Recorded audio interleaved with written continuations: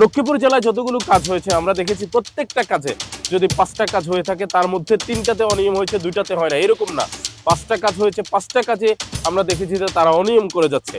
বিভিন্ন সময় জনগণের বাধার মুখে পড়ে তারা কাজ বন্ধ করে দিতেও বাধ্য হয়েছে অনেকবার।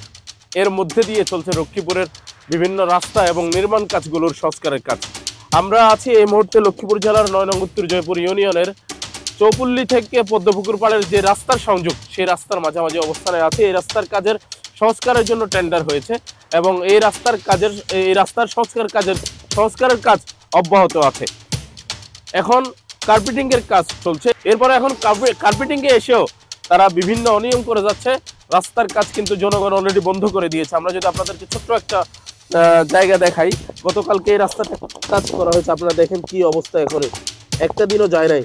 তাছাড়া এখানে যে পরিমাণে কার্পেটিং করা দরকার, আমার মনে হচ্ছে যে সেই পরিমাণ কার্পেটিং করা হচ্ছে না।